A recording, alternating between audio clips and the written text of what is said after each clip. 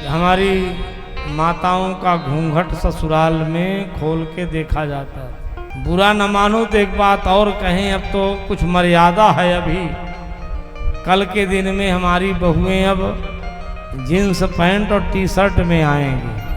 अभी हमारी माताएं तो मर्यादित हैं, लेकिन कुछ दिन बाद ये समय आ रहा है, आ भी चुका है। कई लाख रुपया दे के आप पढ़ाने के लिए भेजते हो और वहाँ मनमाना शादी विवाह करके लौटती है। माई बाप को बाध्य होकर के स्वीकार करना पड़ता है। और सरकार ने तो कानून ही बना दिया कि आरक्षण हम देंगे, लेकिन विवाह चाहे जिससे करो, उसमें कोई आरक्षण नहीं है। विवाह में भी आरक्षण होना चाहिए, जो जिस समाज का है उसी समाज से विवाह करे, ये नियम होना चाहिए। लेकिन सरकार भी दोहरी चाल चलती है। मदिरा बेचने वालों को पकड़ती है, एक तरफ मदिरा का ठेका देती है कि पियो जितना पीना हो। हमें सबसे सजग होकर रहना चाहिए।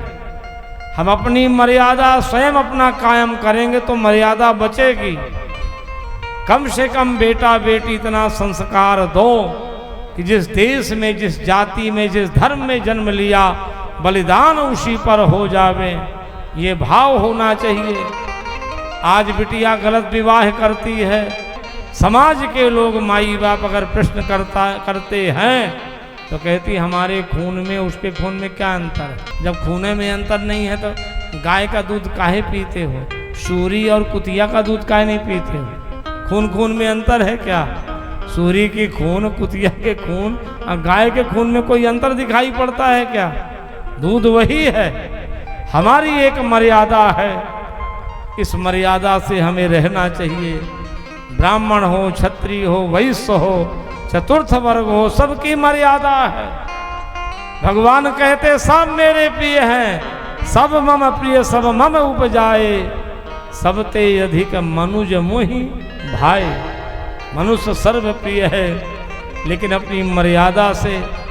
भगवान श्रीमद् भगवद गीता में भी गौएं भी चराते थे, गीता भी सुनाते थे। ऐसा महापुरुष उस गीता में भी चारों वर्ण और अपने धर्म की रक्षा के लिए स्वधर्मो निधनम श्रेयः परधर्मो भयावह, अपना धर्म चाहे जैसा हो उसी में मर मिटना अच्छा है। दूसरे का धर्म केवल भय देने वाला है। हम धर्म परिवर्तन क्यों करें? हम जिस धर्म देश जाति में जन्म लिए उसी में हमें समर्पित होना चाहिए, ये भाव होना चाहिए।